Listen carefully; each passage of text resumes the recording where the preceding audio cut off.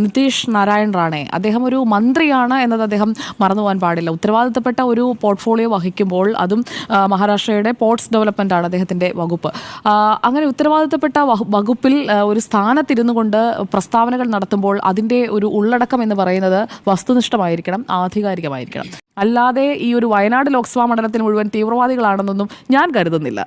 കേരളത്തിലുള്ള ആരും അങ്ങനെ കരുതുന്നുണ്ട് എന്ന് ഞാൻ വിചാരിക്കുന്നില്ല. അതിന്റെ സ്വന്തം സർക്കാരിലുള്ള ആരെങ്കിലും അദ്ദേഹത്തെ പിന്തുണയ്ക്കും ഈ വിഷയത്തിൽ എന്ന് ഞാൻ കരുതുന്നില്ല. കാരണം അദ്ദേഹം പറയുന്നു കേരളം ഇന്ത്യയുടെ ഭാഗമാണ്. ഭാഗ്യം, അത് സമ്മതിച്ചല്ലോ. കേരളം ഇന്ത്യയുടെ ഭാഗമാണ്.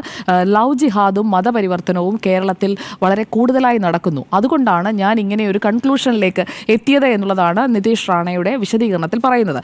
ഇതൊക്കെ നടക്കുന്നത് കൊണ്ട് ഞാൻ അതെല്ലാം കൂടി വെച്ചുകൊണ്ടാണ് പറഞ്ഞത്. അതെല്ലാം കൂടി വെച്ചുകൊണ്ട് പറയുമ്പോൾ ഇങ്ങനെ ഒരു വാചകത്തിലേക്ക് എത്തിയത് എന്തുകൊണ്ടാണ് എന്ന ചോദ്യത്തിന് അദ്ദേഹം അപ്പോഴും ഒരു കൃത്യമായിട്ടുള്ള വിശദീകരണം നൽകുന്നില്ല. പിന്നീട് അദ്ദേഹത്തിന്റെ ഭാഗത്തു നിന്ന് വരുന്ന അടുത്ത പ്രതികരണമാണ് കുറച്ചുകൂടി അദ്ദേഹത്തിന്റെ ഉള്ളിലിരിപ്പ് എന്താണ് എന്നുള്ളത് വ്യക്തമാക്കുന്നത്. അദ്ദേഹം പറയുന്നത് ഹിന്ദു പോപ്പുലേഷൻ കുറഞ്ഞു വരുന്നു കേരളത്തിൽ.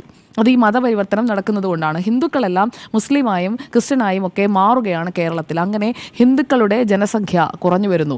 അതിൽ അദ്ദേഹത്തിന്റെ ഒരു ആശങ്കയാണ് ഈ ഒരു പ്രതികരണത്തിലൂടെ പുറത്തു വന്നത്. അന്നത്തെ ആ പ്രചാരണത്തിൽ കണ്ട ലീഗിന്റെ കൊടികളെ പാകിസ്ഥാന്റെ കൊടിയായിട്ടാണ് ഇപ്പോഴും നിതീഷ് റാണെ മനസ്സിലാക്കിയിരിക്കുന്നത് എന്നതാണ് ഒന്നാമത്തെ കാര്യം. മുൻഗാമിയെ നമ്മൾ കാണുന്നത് എ വിജയരാഘവനിലൂടെയാണ്. എ വിജയരാഘവനെ കോൺഗ്രസ് നേതാക്കൾ എങ്ങനെയാണ് കെ സി വേണുഗോപാൽ അടക്കം വിളിച്ച പേര് വർഗീയ രാഘവൻ എന്നാണ്. അദ്ദേഹം പറഞ്ഞതെന്താണ്? റാലിയുടെ മുന്നിലും പിന്നിലും വർഗീയ ചേരിയുടെ ആളുകളായിരുന്നു എന്നാണ്. പക്ഷേ ആ റാലിയിൽ യഥാർത്ഥത്തിൽ നിന്നതാരാണ്? ലീഗിന്റെ ആളുകളാണ്. അപ്പോൾ മുസ്ലിം ലീഗിനെയാണ് അവിടെ പറയുന്നത്. എന്നിട്ട് ജമാഅത്തെ ഇസ്ലാമിയെയും SDP യെയുമാണ് ഉദ്ദേശിച്ചതെന്ന് പിന്നീട് തിരുത്തി പറയുന്ന മറ്റ് നേതാക്കൾ. അപ്പോൾ CPIM കേരളത്തിൽ നടത്തുന്ന പ്രചാരണത്തിന്റെ മറ്റൊരു വേർഷനാണ് നിതീഷ് റാണെ നടത്തിയത്. അപ്പോൾ ഈ എ വിജയരാഘവന്റെ ഇതടക്കമുള്ള പരാമർശങ്ങൾ പലതരത്തിൽ പല മാധ്യമങ്ങളിലൂടെ അദ്ദേഹത്തിന്റെ മുന്നിലേക്ക് വരുമല്ലോ. അപ്പോൾ പിന്നെ ഇത് പറയുന്നത് this is the new normal എന്ന ഒരു രീതിയിലേക്ക് നിതീഷ് റാണെ എത്തിയിട്ടുണ്ട് എന്ന് വേണം മനസ്സിലാക്കാൻ. കാരണം ഇങ്ങനെ പറയാം. കാരണം കേരളത്തിലുള്ള നേതാക്കൾ വയനാട്ടിലെ ഒരു പ്രതിനിധി സമ്മേളനത്തിലാണ് എ വിജയരാഘവൻ എന്ന് പറയുന്ന CPIMന്റെ ഏറ്റവും ഉയർന്ന ബോഡിയിൽ അംഗമായ ഒരു വ്യക്തി പറയുന്നത്, MP ആയിരുന്ന ഒരു വ്യക്തി പറയുന്നത്. എ വിജയരാഘവൻ എന്നുള്ള പേര് മറ്റ് രാഷ്ട്രീയ പാർട്ടികൾക്കും എല്ലാവർക്കും ഫെമിലിയറായ ഒരു പേരാണ്. ഏതെങ്കിലും ഒരു പ്രാദേശിക നേതാവ് അല്ലല്ലോ എ വിജയരാഘവൻ.